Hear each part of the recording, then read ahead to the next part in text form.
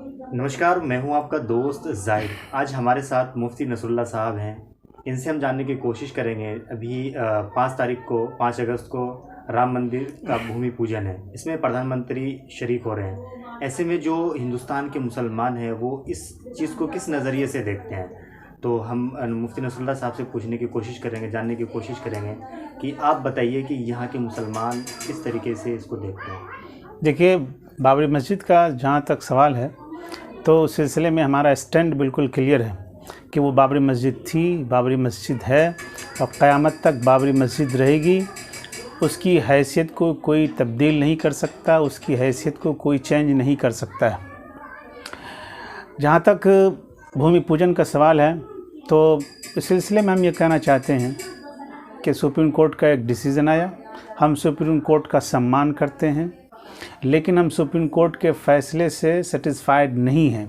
हम supreme court के फ़ैसले से मुतमईन नहीं हैं। इसीलिए हम ये मानते हैं कि सुप्रीम कोर्ट का फ़ैसला जो है वो आईन के मुताबिक नहीं है। सुप्रीम कोर्ट का जो फ़ैसला है उसमें इंसाफ नहीं किया गया है, उसमें सिर्फ फ़ैसला किया गया है।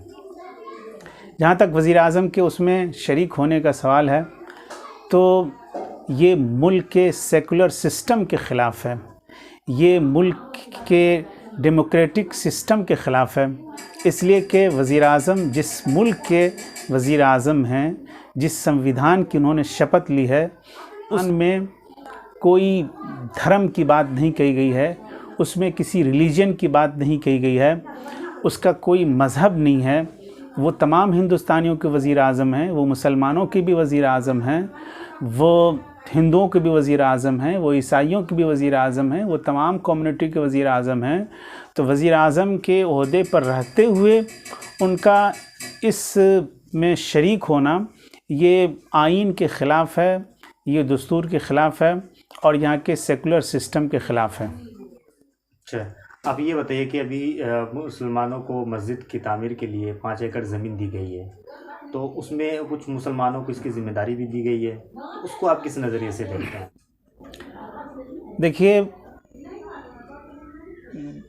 जिन लोगों को मस्जिद बनाने की ज़िम्मेदारी दी गई है, जो लोगों ने इसको कबूल किया है और जो लोग इसकी तामीर में हिस्सा लेंगे, मैं ये समझता हूँ कि वो अपनी कौम के साथ गद्दारी कर रहे हैं, वो अपनी मिल्लत के साथ गद्दारी कर रहे हैं, वो मुल्क के आइन और मुल्क के सिस्टम और मुल्क के कानून के साथ गद्दारी कर रहे हैं। इसलिए कि वो अच्छी तरह जानते हैं कि इस फ़ैसले में इंसाफ नहीं किया गया है। मस्जिद के बदले में कोई भी ज़मीन एक्सेप्ट नहीं की जा सकती है, कोई भी ज़मीन नहीं ली जा सकती है। इसलिए मस्जिद के बदले में कोई ज़मीन लेना, उस ज़मीन पर कोई मस्जिद बनाना, ये बिल्कुल कौम मिल्लत के साथ ख़यानत है। जो लोग ऐसा कर रहे हैं वो इस वक्त के मीर सादिक और मीर जाफ़र हैं। पूरी मिल्लत की ज़िम्मेदारी बनती है कि वह ऐसे शख्स का बायकाट करें और पूरी कौम के सामने उन लोगों को बेनकाब करें। अच्छा, आप ये बताइए मुफ्ती साहब कि ऐसे सिचुएशन में मुसलमान को क्या करना चाहिए? देखिए, मुसलमानों को अपने गिरिबान में झांकना चाहिए कि क्या बात है कि एक मस्जिद जिस पर 400 साल से ज़्यादा दिनों तक नमाज होती रही, लोग वहाँ सजदे करते रहे, इबादत होती रही, अल्लाह का नाम लिया जाता रहा, क्या बात पेश आई कि उस मस्जिद को दिन की रोशनी में तोड़ दिया गया। पूरी दुनिया ने वो मंज़र देखा जब 6 दिसंबर 1992 को बाबरी मस्जिद शहीद कर दी गई। पूरी दुनिया ने उस मंज़र को अपने कैमरे में कैद किया और उसके बाद एक मुकदमा चलता रहा, हाई कोर्ट से सुप्रीम कोर्ट तक ये मामला पहुंचा और फिर उसके बाद सुप्रीम कोर्ट ने फ़ैसला किया कि वहाँ पर मंदिर की तामीर की जाए। इसकी वजह यह है कि इस मुल्क में मुसलमानों की अपनी सियासी ताकत नहीं है और मुसलमानों के अंदर इत्तेहाद नहीं है। अगर मुसलमानों के अंदर सियासी ताकत होती और मुसलमानों के अंदर इत्तेहाद होता तो कोई वजह नहीं थी कि सुप्रीम कोर्ट जो है वो उनके ख़िलाफ़ फ़ैसला करता। सुप्रीम कोर्ट की इतनी हिम्मत नहीं होती। ज़रूरत इस बात की है कि मुसलमान अपने अंदर झांक कर देखें, अपनी सियासी ताकत को पहचानने की कोशिश करें, अपने अंदर सियासी शूर पैदा करें, सियासी ताकत पैदा करें और अपने अंदर इत्तेहाद पैदा करें।